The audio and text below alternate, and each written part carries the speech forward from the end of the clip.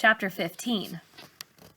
Miss Saunders has really got all the other teachers stirred up. Except for Ty, most of them don't like her. They say Mr. Pajoli's sucking up to her, so maybe her company will donate lots of money to the school. Maybe even get us some computers and a new library. All of this makes the other teachers resent Miss Saunders even more. In the office, the teachers never say her name. They just say, she did this and she did that. I hate pushy people, Miss Benson, the English teacher, is saying when she comes into the office with Mr. Pajoli. Every day she's coming to me with some new idea she came up with, questioning why things can't be done differently. Mr. Pajoli tries to quiet Miss Benson down, but she just gets louder and her face grows red. Raising her finger to him, she says, "You get her in line, Charles. She is disrupting everything. Everything!" Mr. Pajoli's nodding, while his eyes go over the messages Miss Carroll hands him. That's the third parent calling to complain this week. Too much homework, too much reading, Miss Carroll says. A big smile comes over Miss Benson's face. Don't tell me. Let me guess who they're complaining about.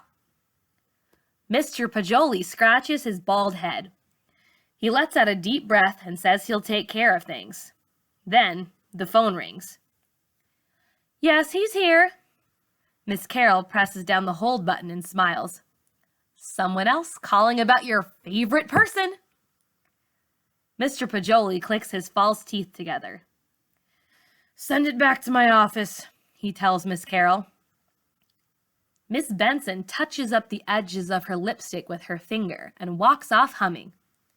Miss Carroll tells me to get back to work and stop being so nosy.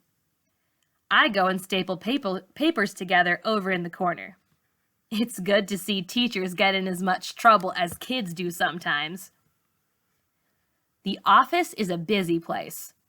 Folks come and go like this is a bus stop on the corner. As soon as I get a few papers stapled, here comes someone else wanting something. This time, it's Desda. Hey, Malika, I need me a note to get into class. I've been to the dentist, she says, pulling out a balled-up piece of paper with some writing on it. I look in Miss Carroll's direction. She's heading over to give Desda what she needs. While she's doing that, here comes Charlize. I don't see the twins nowhere. Charlize, shouldn't you be in class? Miss Carroll asks, still tending to Desda. In a minute, Char snaps, waving for me to come to the other end of the counter. Miss Carroll's voice is squeaky and high-pitched like a wheel that needs some oil. Charlize Jones, I don't know what you think is going on here, but Malika is doing a job for the principal, and you, young lady, had better hightail it back to class. Char just laughs at Miss Carroll.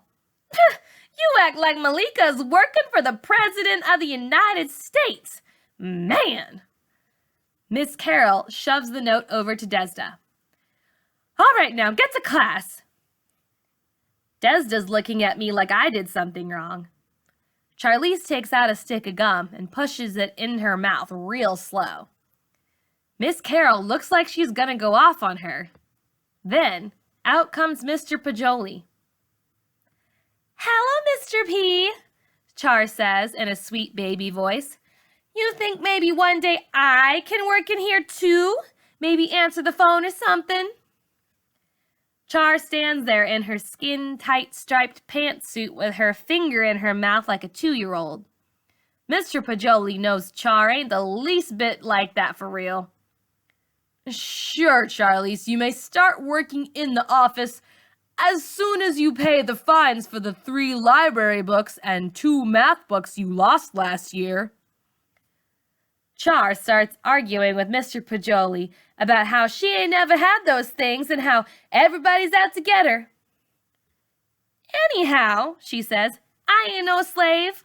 If I work for somebody, there's got to be some dollars involved. Mr. Pajoli tells Char to move along to get to class. For what?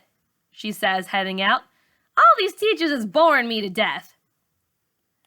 Mr. Pajoli asks her what class she has now. Math with Ty, Char says. Nobody can be bored in her class unless they want to be, Mr. Pajoli says, walking out with her.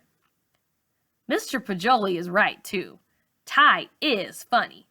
She meditates a lot during her class break, so it ain't unusual to see her sitting on the desk with her legs folded and her arms crossed. She's different, but she can teach. I used to get all A's in Ty's class last year. Since I got this office gig, Ty's been bugging me about keeping up my average.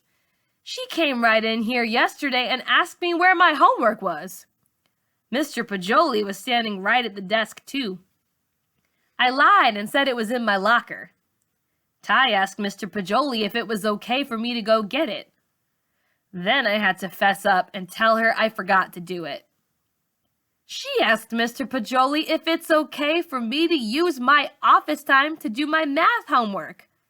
He said yeah, but that I'd have to make up the time later. Teachers don't do nothing but cause you grief. I swear, that's all they do.